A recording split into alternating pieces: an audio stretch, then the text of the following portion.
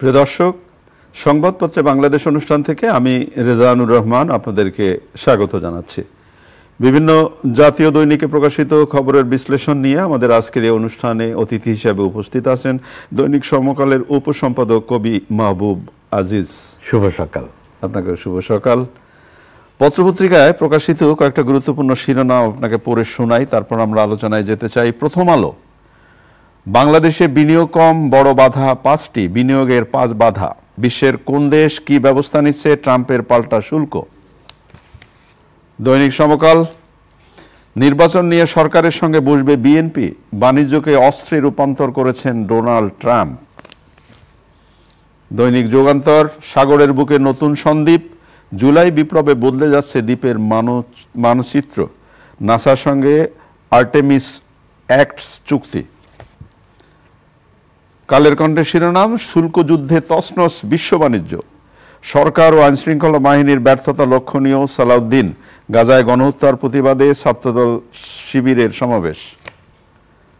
দৈনিক ইত্তেফাক, যুক্তরাষ্ট্রে ক্রয়াদেশ হ্রাস ও পণ্যের দাম কমে যাওয়ার আশঙ্কা রপ্তানিকারকদের।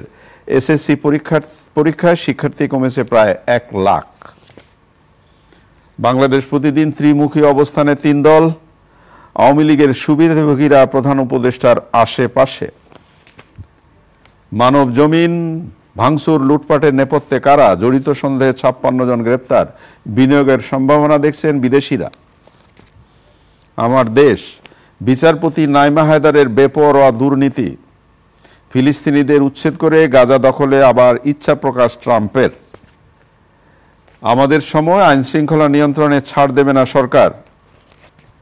খবরের কাগজ, যুক্তরাষ্ট্রের প্রেসিডেন্টের ঘনিষ্ঠ ব্যবসায়ীরাই সমালোচনা করছেন, শুল্ক স্থগিত করব না ট্রাম্প। কালবেলার শিরোনাম, অনিয়মই বাপেক্সের নিয়ম।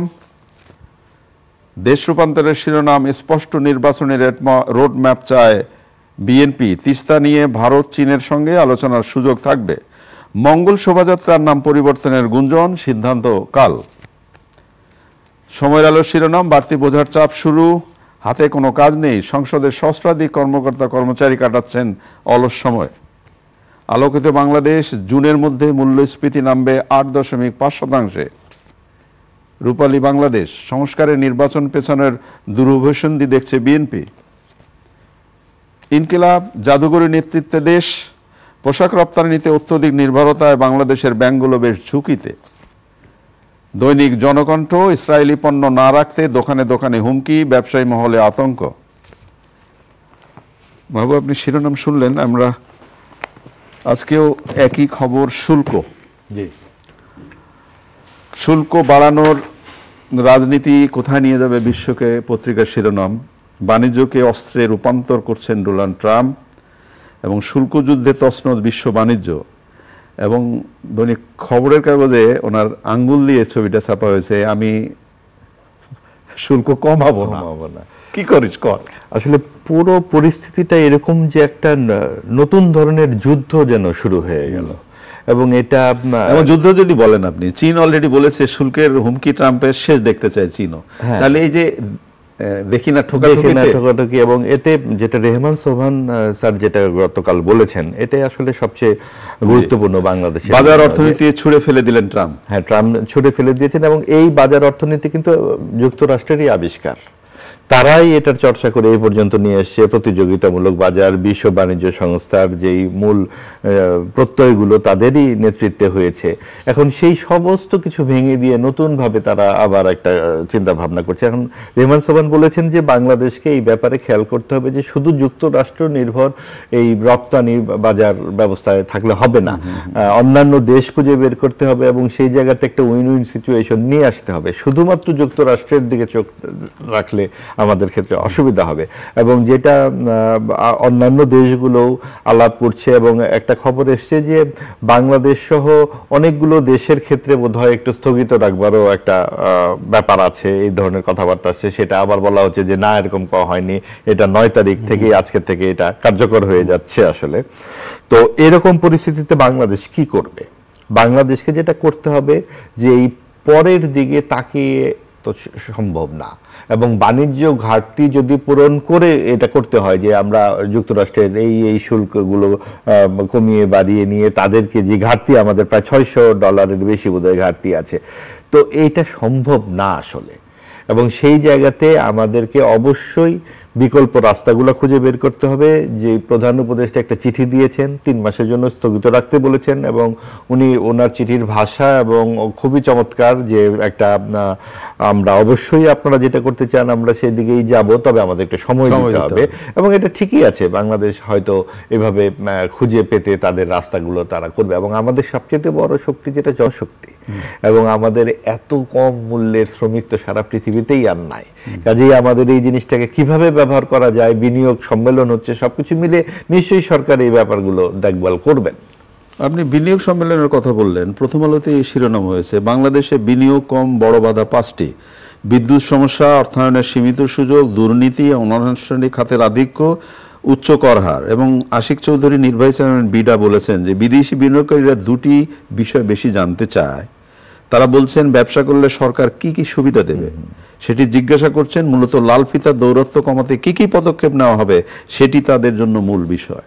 এবং ওখানেই খবরে এসছে যে যারা গত কয়েকদিন ধরে বিভিন্ন ধরনের অনেকের সাথে কথাবার্তা বলেছেন, ভিজিট করে কথাবার্তা বলেছেন যে এমন একটা কোম্পানি বিদেশি এরকম 3 বছরের জন্য লাইসেন্স চেয়েছিল, সেই লাইসেন্সটি তারা করতে পারে নাই, এরকম অভিজ্ঞতা এসছে।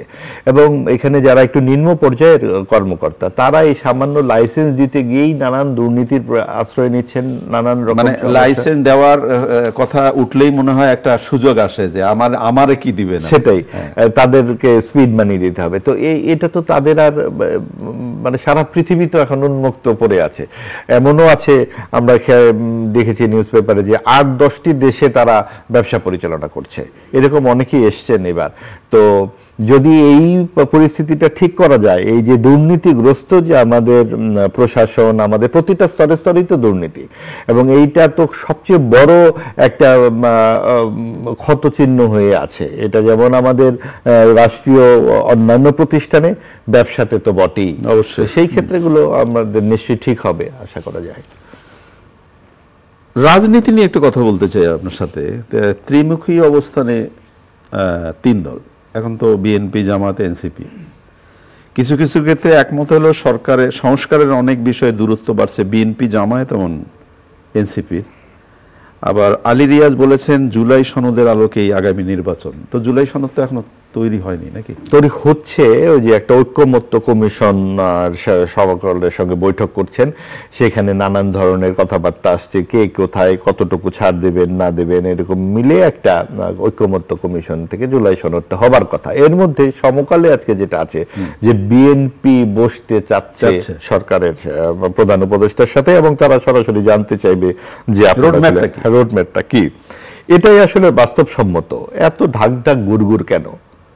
একটা নির্বাচন কমিশন অলরেডি গত 2 দিন ধরে বলবার চেষ্টা করছে তারা ডিসেম্বরের জন্য প্রস্তুত আছে, তারা এই মাসের মধ্যে তারা এত কিছু করতে চায়। সেই সম্ভাবনা তো আপনি দুপুরে ভাত খাবেন, আপনি সকাল থেকে বলবেন 5-6 বার, আপনার তো খেতেই হবে, লাঞ্চ তো আপনাকে করতে হবে, নির্বাচন কমিশনের নির্বাচন করতে হবে, এতবার বলাটাই তো অত্যন্ত আশঙ্কাজনক। আপনি যখন এতবার বলেন তখন মনে হয় এতবার বলছেন কেন? আপনারা রোড ম্যাপ দিবেন, আপনারা কাজ করবেন, যেটা বিএনপির পক্ষ থেকে বলা হয়েছে যে একটা অধ্যাদেশের মাধ্যমেই সকল সংস্কার নির্বাচনের আগে করা সম্ভব। এটার জন্য এত কিছু করবার দরকার পড়ে না, যেটুকু আইনি কাঠামো প্রয়োজন, যেটুকু সংস্কার করা দরকার একটা অধ্যাদেশেই হওয়া সম্ভব। তো সেটার জন্য অলরেডি 7-8 মাস চলে গেল। আপনারা এখনই ডিসেম্বর করছেন। এখন এর মধ্যে দেখবেন আপনি কয়েকটি পত্রিকাতে আসছে কি জাদুকরী নেতৃত্ব ইত্যাদি, এই যে ভাষাগুলো কিন্তু আমরা এর আগেও 15 বছর দেখেছি। তার মানে এই যে জাদুকরী নেতৃত্ব এখন আবিষ্কার করা হচ্ছে, এই নির্বাচনবিহীন জাদুকরী নেতৃত্ব কিন্তু খুব সংখ্যা। আপনি যেহেতু জাদুকরী নেতৃত্বের প্রসঙ্গ তুললেন, আমরা কখনো খেয়াল করছি কোনো প্রতিষ্ঠানের একই প্রতিষ্ঠানে একাধিক পত্রিকা আছে, ওই একই শিরোনামের একাধিক পত্রিকায় একই শিরোনামের একই লেখা ছাপা হচ্ছে। হ্যাঁ, এবং এটা তারা গত 15 বছরও তাই করে এসছে। এখনো তাই করছেন। এবং তাদের বিষয়টা হচ্ছে যে দেশের গণতন্ত্রের প্রয়োজন নাই, মানবাধিকারের প্রয়োজন নাই, কোনো কিছুরই প্রয়োজন নাই, আমাদের ব্যবসা বাণিজ্য ঠিক রাখতে পারলেই হলো। এই যে যার যার স্বার্থটা দেখবার যে আমাদের চেষ্টাটা, এটাই আসলে আমাদের এই জগা খিচুড়ির পরিস্থিতির জন্য মূল ক্ষত। এবং আপনি দেখেন যে আপনি জাদুঘরী নেতৃত্বের দিকে তাকিয়ে এই এই ক মাসের মধ্যে আপনারা জাদুঘরী নেতৃত্ব পেয়ে গেলেন। দেখা যাক জাদুঘরী নেতৃত্ব কি হয়। আমরা একটু তরুণদের নিয়ে কথা বলি। মানে বিশ্বকার একটা পরিবর্তন নিয়ে এলেন আমাদের তরুণরা, কিন্তু যখন তাদের চাকরির বাজার এবং তাদের পড়াশোনার জায়গা বা তাদের ভবিষ্যতের কথা যখন একটু আলোচনা করতে চাই, তখন অনেক শঙ্কার জায়গা তৈরি হয়। যেমন জট 4 BCS এর বিপাকে চাকরি প্রার্থীরা, মানে এই যে BCS পরীক্ষায় মেধাবী শিক্ষার্থীদের একটা বড় ধরনের আগ্রহের জায়গা, এবং তারা এটার জন্য মুখিয়ে থাকে যে BCS দিয়ে তারা একটা সম্ভাবনার জায়গায় যাবে এবং রাষ্ট্রের জন্য তারা একটা কাজ করবে। তাহলে 4টি BCS এ জট লাগবে কেন? দেখুন, যেই ঘটনাটা নিয়ে এত বড় গণ অভ্যুত্থান এবং বিস্ফোরণ ঘটে গেল, সেটার মূলটা ছিল কিন্তু চাকরিতে কোটা নিয়ে আন্দোলন। তো এখন যে এনসিপির কথা আপনি বললেন, প্রধান 3 দলের মধ্যে তারা চলে এসছে, তো তাদের কি কোনো কিছু আছে? এই চাকরি নিয়ে একটি কথা আছে, তাদের কোনো উচ্চারণ আপনি কোথাও শুনতে পাচ্ছেন? 1 মাসের বেশি হয়ে গেছে, 26শে ফেব্রুয়ারি থেকে 26শে মার্চ পেরিয়ে গেছে। দলটি কি গঠনতন্ত্র করতে পেরেছে? দলটির কোনো নীতি আদর্শ আপনি দেখতে পাচ্ছেন? আপনার কিন্তু পত্রিকায় লিখে দিচ্ছেন প্রধান 3 দলের একটি এনসিপি। কোন ভিত্তিতে আপনি লিখছেন? কাজেই এই যে জোর করে যে আপনারা কোনো কিছু একটা বানিয়ে ফেলবার যে চেষ্টা, এটা বোধহয় বাস্তবতার কারণে, যে বাস্তবতা যা বলে সেই জায়গা থেকে। বাস্তবতা কিভাবে বলে? এতদিনকার কমিউনিস্ট পার্টির কোনো খবর নাই, বাম দলের একটির কোনো খবর নাই। আজকের এনসিপি এসে, এই এনসিপি কি শুধুমাত্র এই গণ অভ্যুত্থান করেছে? সেখানে বাম দল, ডান দল, শিবির, জামাত, বিএনপি কেউ ছিল না। কাজেই এই প্রশ্নগুলো কিন্তু খুব যৌক্তিকভাবেই আসতে হবে। আপনি চাইলেই জোর করে একটা বটগাছ 2 মাসে বানাতে পারবেন না। মানে এই প্রশ্নগুলো আসতে হবে, এবং প্রশ্নগুলো যাদের জন্য তাদেরও সহ্য করবার ক্ষমতা অবশ্যই রাখতে হবে। প্রশ্ন আসবে এবং এই প্রশ্ন শুনবার অবশ্যই ধৈর্যটা, এটাই গণতান্ত্রিক পরিবেশ। এসএসসি পরীক্ষা শুরু হচ্ছে কালকে, কিন্তু যে জন্য শিরোনামটি পড়ছিলাম, এসএসসি পরীক্ষা আগামীকাল শুরু, 1 লাখ পরীক্ষার্থী পরীক্ষা দিচ্ছে না। আমি যেটা আপনার সাথে আলাপ করছিলাম যে এই করোনাকালে সবচেয়ে ক্ষতিগ্রস্ত হয়েছে আমাদের শিক্ষাঙ্গন, শিক্ষা ব্যবস্থা, এবং শিক্ষার্থীরাই এত বড় একটা আন্দোলন পরিচালনা করলো, এবং সবকিছু মিলে আমি জানি না যে আসলে প্রত্যেকটা শিক্ষা প্রতিষ্ঠান আগের জায়গায় ঠিক স্থিতু হওয়ার জায়গাটা তৈরি হয়েছে কিনা। তো এইখানে যদি 1 লাখ পরীক্ষার্থী এসএসসি পরীক্ষা না দেয়, তাহলে ওরা কি করবে? কি কারণে করছে না, এই বিষয়গুলোতে খুব ভালোভাবে সজাগ দৃষ্টি রাখা দরকার। তাদের জন্য কোনো একটা ইনসেন্টিভ ব্যবস্থা করবার দরকার। এরা তো একদম কোমলমতি, আপনার 16-17 বছর বয়সী শিক্ষার্থীরা।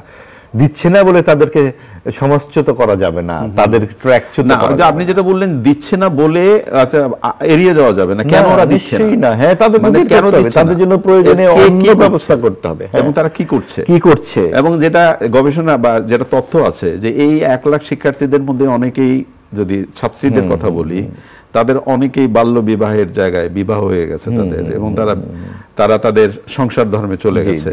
তা আমরা এখন যে জায়গায় দাঁড়িয়ে আছি, তাতে এইভাবে যদি শুরুতেই শিক্ষার্থীরা ঝরে পড়ে, তাহলে শিক্ষার ক্রমস্তরে বড় বড় জায়গায় যাওয়ার পরে তো আরো কমে যাবে নিশ্চয়ই। তো সেই জায়গায় আমাদের ভবিষ্যৎটা কি দাঁড়াবে? এবং সেই জায়গাতেই কিন্তু আমরা একটা সরকারকে দায়িত্বশীল আচরণের জায়গায় দেখতে চাই। যারা দায়িত্বে থাকবেন তাদের কাজগুলোই কিন্তু এই বড় ধরনের কাজগুলোর ক্ষেত্রে নীতি নির্ধারণ করা। তাদের কাজ না কিন্তু মঙ্গল শোভাযাত্রার নাম চেঞ্জ করা, কিংবা কোথায় কোন হচ্ছে, কোন চারুকলাতে ছাত্ররা কি বানাবে, এই সমস্ত দিকে তাদের যে এত নজর। আপনি দেখেন, এই পাহাড়ি আদিবাসীরা যখন জানুয়ারিতে সচিবালয়ে ঘেরাও করতে গিয়েছিল, কি রকম মারপিট তাদের উপরে হয়েছিল, তখন সংস্কৃতি মন্ত্রণালয় নিশ্চুপ ছিল।